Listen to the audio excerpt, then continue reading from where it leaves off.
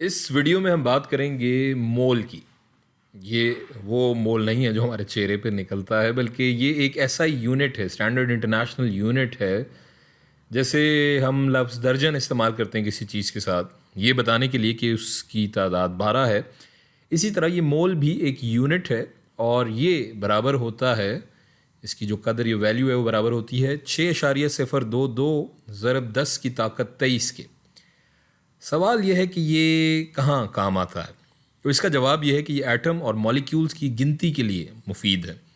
दिलचस्प बात यह है कि जब मेरे पास किसी चीज़ का मोल है, जैसे कि कार्बन का, तो कार्बन का एक मोल, उसके मास की तादाद वो भी ग्राम में होगी उसके एटॉमिक मास नंबर के। अब ये एटॉमिक मास नंबर क्या है? इसको समझने के लिए हम पीरियोडिक टेबल देख लेते हैं।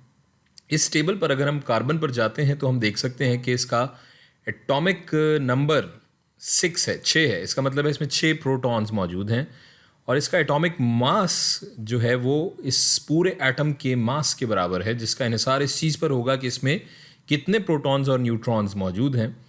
इस हिसाब से इसका एटॉमिक मास बराबर है 12 के।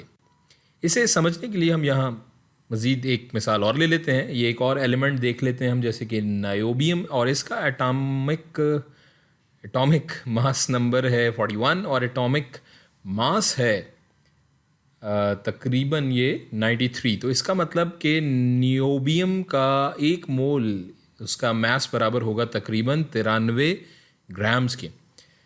वापस हम थर्मोडाइनमिक्स की तरफ आते हैं और पिछली वीडियो से हम जानते हैं कि P into V is equal to N into R T. तो अगर हमें R की वैल्यू पता हो तो हम इस मसावात से दर्जा हरारत और मॉलिक्यूल्स की तादाद आसानी से मालूम कर सकते हैं। और ये R यूनिवर्सल गैस कांस्टेंट, ये बराबर होता है R is equal to 8.31 joules per mole kelvin. और जैसा कि मैंने आपको बताया, इसे हम कहते हैं यूनिवर्सल गैस कांस्टेंट।